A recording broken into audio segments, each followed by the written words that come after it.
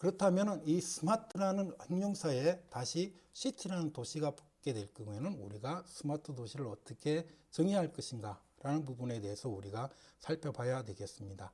먼저 시티라는 것은 도시죠. 한자를 살펴보시게 되면 성도자에 그리고 시장 시자입니다. 즉 한자어로 살펴보게 되면 성, 행정이죠. 행정의 중심지와 시장, 물물교환의 중심지, 즉 경제의 중심지가 되겠죠. 그래서 행정과 그리고 경제의 중심지가 도시다라는 부분에 대한 얘기가 되겠습니다. 그래서 이 도시라는 부분이 결과적으로는 물물교환을 하기 위해서 우리가 서로 모여들고 그리고 정보를 교환하고 그리고 행정적인 부분을 갖다가 처리하기 위해서 우리가 중세시대부터 성이라는 개념이 만들어졌잖아요. 그 캐슬이라는 부분이 외교적인 어떤 외부의 침입으로부터 보호를 하기 위한 것도 된다라는 부분에서 우리가 성이라는 표현을 썼습니다. 그러면 이러한 도시에 우리가 점점점 진화를 하게 됩니다. 이 점점점 진화를 한다는 부분에 대해서는 실질적으로 여기서 보게 되면 도시화라는 urbanization 부분에 대한 얘기가 되겠습니다. 농업 경제 시대에서는 실질적으로 물물교환의 도시 장소가 도시이기 때문에 도시의 규모가 크지가 않죠. 근데 우리가 2차 산업혁명 그리고 3차 산업혁명, 4차 산업혁명으로 이루어지면서 실질적으로 도시가 점점점 커 나가게 됩니다. 산업화와 도시의 확장이 이루어지는 것을 공간적으로 평창하는 것을 우리가 도시화라는 부분을 표현을 쓰기도 합니다. 그래서 그런 어떤 도시가 점점점 평창하게 되면서 그 도시 내에서 이루어지고 있는 토지 이용, 이 분화가 되는 부분들이고요. 일반적으로 우리가 정주사회라고 얘기를 하면 농업과 상업이 주된 기능이 되는 도시에서는 농업과 상업이고요. 그래서 중심지에서는 상업적인 시장 기능이 밀집되어서 물물 교환의 장소가 이루어지고 그 이외의 지역은 주로 농업적 토지 이용이 이루어지게 되는 거죠.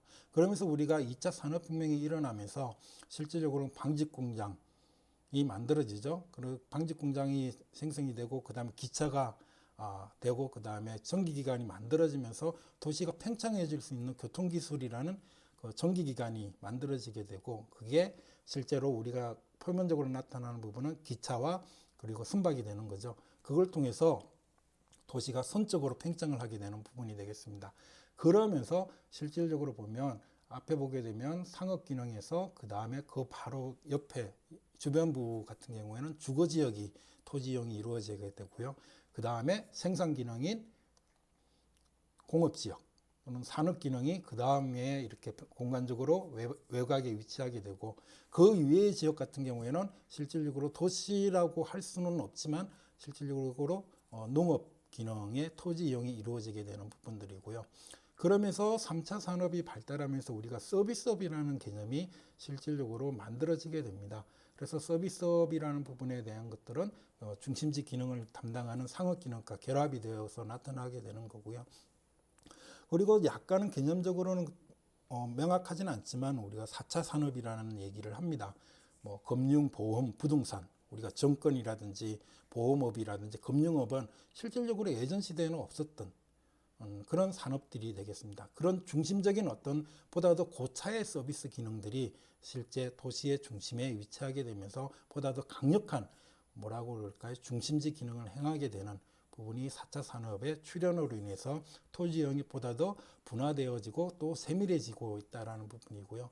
요즘에는 그냥 일반적으로 얘기하는 부분이 4차 산업혁명과 이끌어져 가지고 만들어질 수 있는 부분이 6차 산업이라고 얘기를 하죠. 융복한 산업이라고 얘기를 합니다. 이 융복한 산업은 뭐냐면 이전에 우리가 1차, 2차, 3차 산업이라고 얘기했던 또는 심지어 4차 산업이라고 얘기했던 그런 구분되어지는 그런 영역, 경계가 허물어진다라는 거죠. 그 경계가 없어지고 1차 산업과 2차 산업이 결합되어져 가지고 만들어지는 새로운 산업 또는 기능이 되고요. 또는 2차 산업과 3차 산업이 결합돼서 나타나는 그래서 우리가 2차 곱하기 3차 해서 6차 산업이라고 얘기하는 융복합 산업이 실질적으로 우리가 산업기능이다라고 얘기하면 먼지 많이 나고 오염을 많이 발출시키는 공장 위주로 생각하지만 요즘에 공장이라는 부분이 결국에는 스마트 팩토리라는 개념으로 해가지고 전혀 어떤 외부적인 불경제를 일으키지 않고서도 주된 제조업의 기능을 하게 되는 스마트 팩토리라는 부분도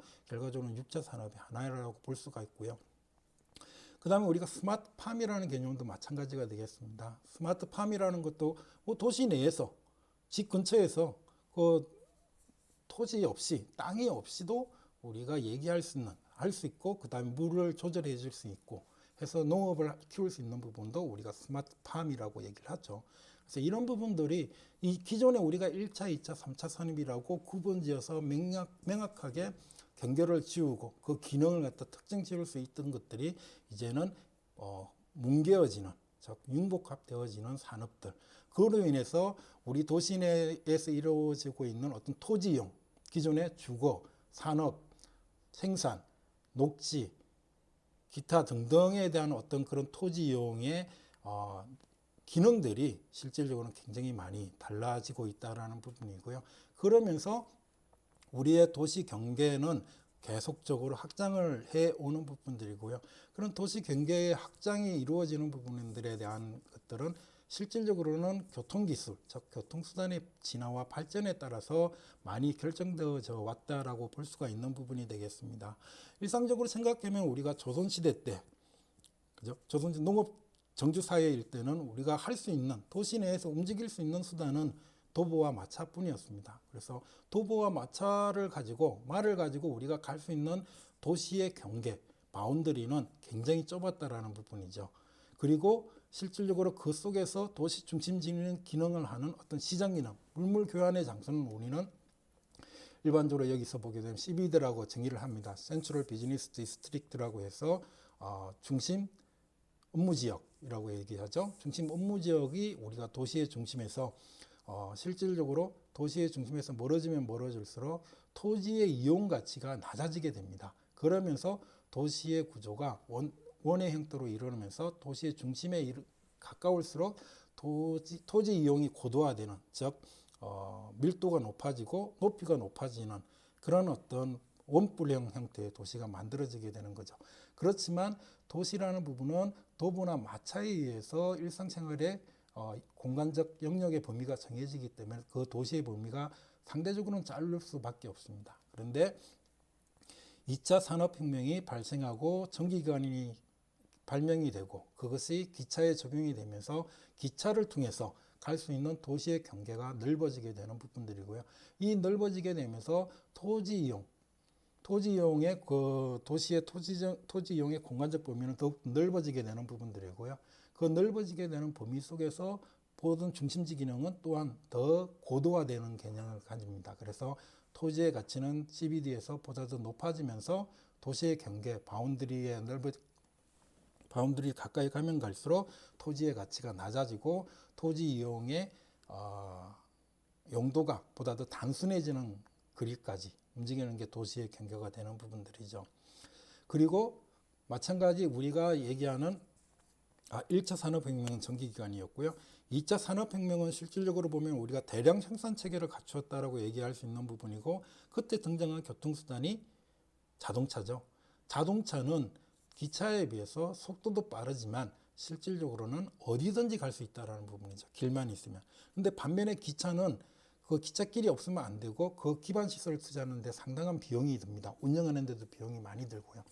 반면에 자동차는 상대적으로 기반 시설의 비용이 적으면서도 어디든지 갈 수 있다라는 부분이죠. 어디든지 갈 수 있기 때문에 도시의 범위가 굉장히 무분별하게 폭발적으로 팽창을 하게 되는 거고요. 이때 우리가 얘기하는 부분이 결과적으로 이 자동차와 더불어 나타나게 되는 고속도로로 인해 가지고 도시의 경계가 보다 더 넓어지게 되는 효과를 가지게 됩니다. 그러면서 마찬가지 도시의 중심지 기능은 보다 더 고도화되고 그렇기 때문에 도시 경제학적인 관점에서는 토지의 가치가 높아지고 그래서 부동산 가격이 상당히 높아질 수밖에 없고요. 그리고 이제 거기서 CBD에서 멀어질수록 또한 주택 가격은 내려가는 형태가 됩니다. 그러면서 실제적으로 더 나타나는 최근의 변화는 우리가 고속철도라고 볼 수가 있겠죠. 그래서 고속철도는 상대적으로 갈 수 있는 어떤 공간적 범위는 길은 좀 적지만 실질적으로 커버할 수 있는 공간적 범위가 상당히 큽니다. 심지어는 우리가 예전에 제가 대학교 다닐 때는 부산까지 출장을 갈 때는 보통 1박 2일 또는 2박 3일 정도를 계획을 하고 우리가 출장을 다녀왔는데 요즘에는 왜 1박 2일, 2박 3일 해가지고 오는 사람들이 별로 없잖아요. 그냥 서울에서 바로 어떻게 부산까지 아침에 가가지고 오후에 돌아오는 한나절 생활권이 되는 부분들입니다. 그런 부분들이 결국에는 그 속도의 증가에 의해서 교통비용이 상대적으로 저렴해지고 그러면서 도시의 공간적 범위가 더욱더 커지는 부분에 대한 부분이 되겠습니다. 그래서 이런 부분들이 그렇다면은 4차 산업혁명이라는 IoT, 스마트한 도시일 때는 어떻게 되어질까? 라는 부분이고 그 근저에서 한 가지 질문을 드리자면 예를 들어서 지금 현재 계속적으로 증가하고 있는 서울의 집값은 계속 증가할까요? 아니면은 멈출까요? 앞으로 인구는 줄어든다라고 얘기를 전망을 하고 있지만 지금 현재 보이는 형태 부분에서는 서울의 집값이 계속 높아지고 있다는 거죠. 그래서 국토교통부나 아니면은 정부에서 이 집값을 안정화시키기 위해서 상당히 많은 노력을 기울임에도 불구하고 뭐 풍선효과라든지 어떤 것들을 통해 가지고 여전히 높아지고 있는 그리고 그 잠재력을 여전히 잠재성을 가지고 있는 부분입니다. 과연 그러면 스마트한 도시가 되는 요즘 시대에서는 그리고 그것이 더욱더 진전되어지게 되면 서울의 집값은 과연 계속 더 높아질까요? 라는 질문, 이게 퀴즈의 내용이 되겠습니다. 한번 여러분들이 생각을 해보시면 될 것 같고요. 거기에 대한 약간의 그 답을 갖다 드리자고 얘기를 하면은 일단은 그 답을 주기 이전에 서울의 도시의 그 토지 이용의 분화와 경계의 확장 부분에서 설명을 하자고 그러면 일단은 조선시대와 일제강점기에는 이렇게 한강 이북에 종로구, 중구, 그다음에 용산구 쪽에 있는 사대문안이 하나의 어떤 서울의 도시의 경계였다라고 볼 수가 있죠. 이때는 주로 행정의 위치가 되는 부분들이고요. 행정의 위치와 뿐만 아니라 그 시장의 역할까지 다 담당했던 부분이 되겠고요. 그 다음에 1960년대 우리가 고도의 급속한 경제 성장을 경험하면서 도시로 이촌향도라고 그러죠. 도시로 사람들이 몰려들게 됩니다.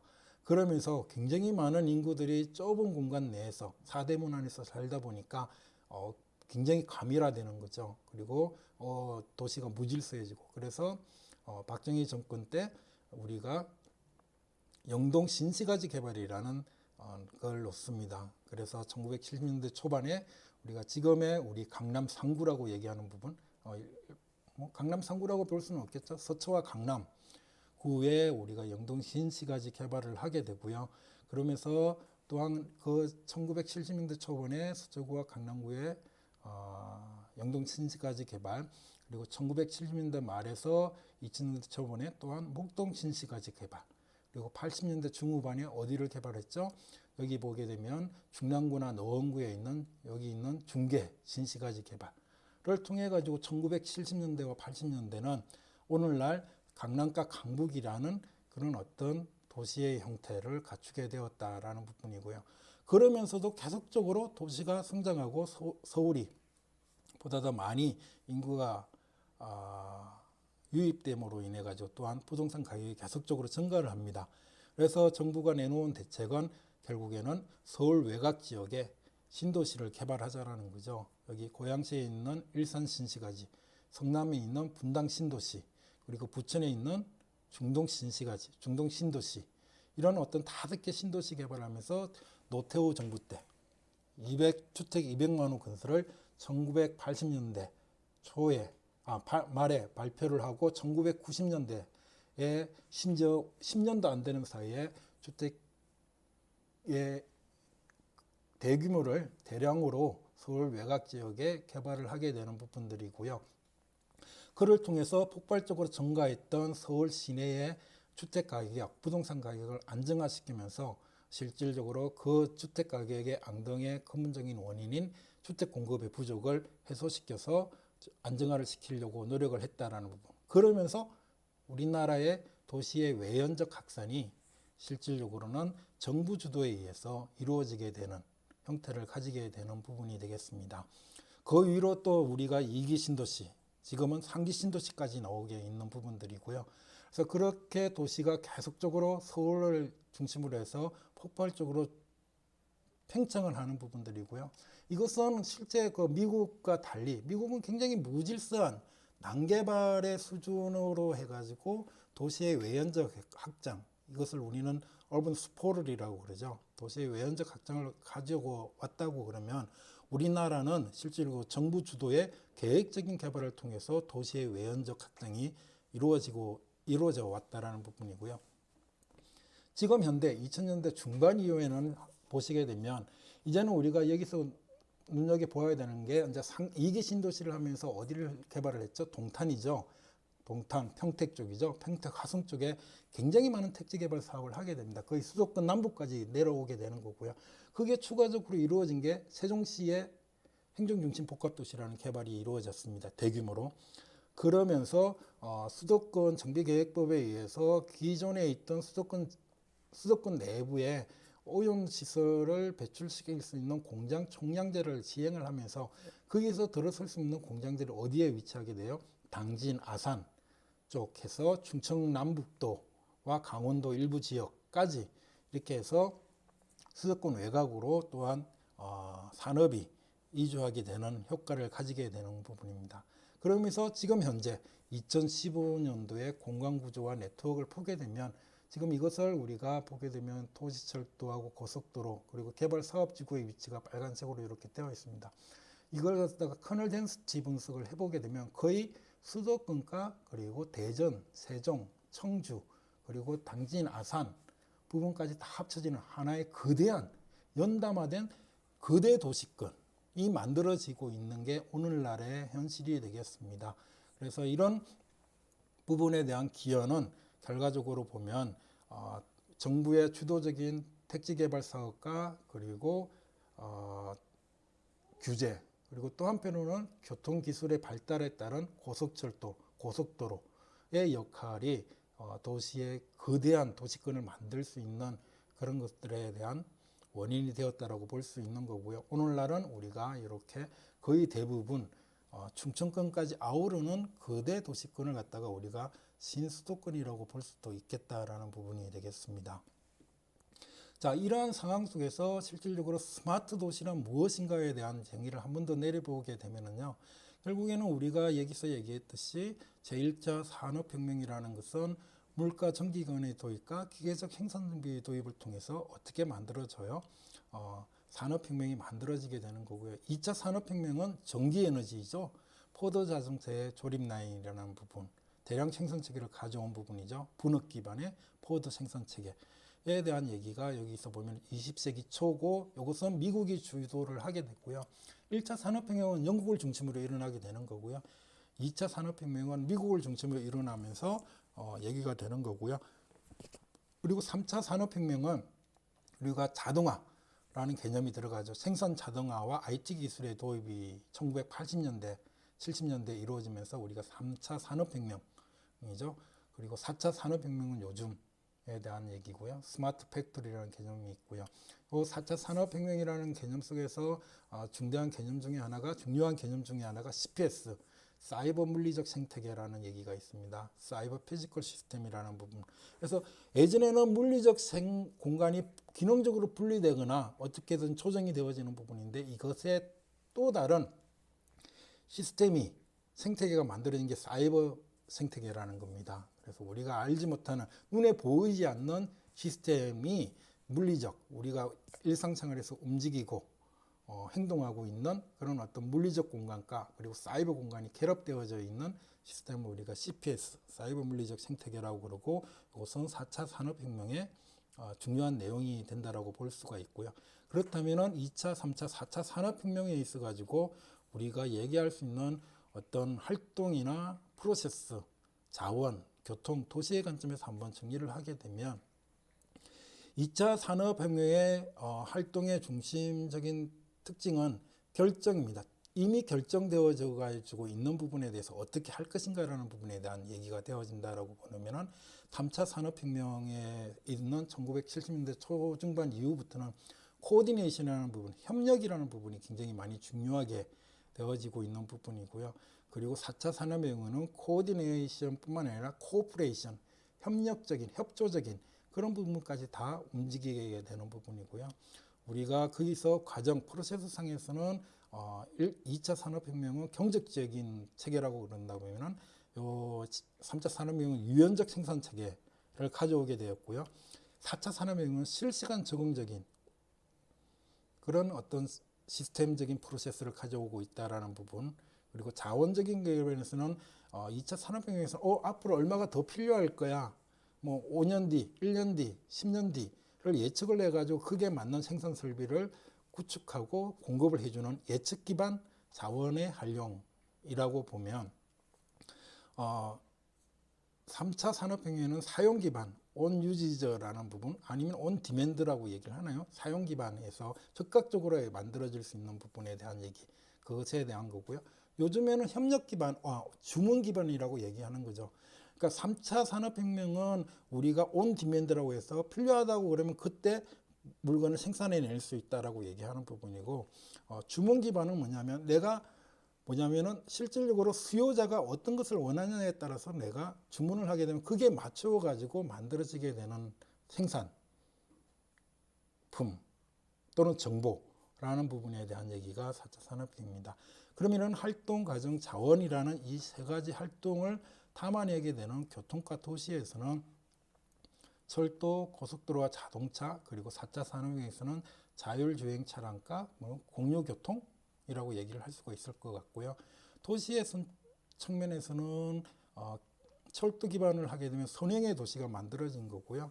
고속도로와 자동차를 기반하게 되면 전방위적인 도시 확산이 이루어지고 있는 부분이고요.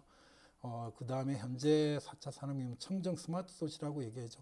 우리가 자율주행 차량이다라고 얘기를 하게 되면 상대적으로 공기 오염이 덜한 그런 부분들에 대한 얘기, 에너지 순환적인, 리사이클링이 가능한 뭐 이런 부분들이 만들어지면서 도시가 이루어지기 때문에 우리가 스마트한, 클린한 도시다라고 이렇게 볼 수가 있는 부분이 되겠습니다. 그러면 이 스마트한 도시라는 부분이 어떻게 구성되어지느냐라는 부분에서는 여기서는 얘기할 수 있는 게 거버넌스의 얘기죠. 예전에는 우리가 거버넌스 관점에서 얘기한다면 정부의 고압적인 상명 하달식이라고 얘기를 했지만 지금은 모든 사람들이 정부의 어떤 움직임이라든지 어떤 모든 개개인의 움직임을 다 알아낼 수 있는 우리 커뮤니케이션이라는 게 있죠. SNS도 있고 그 다음에 뉴스도 실시간으로 언제든지 내가 보고 싶을 때 보고 원하는 정보를 가져갈 수도 있고요.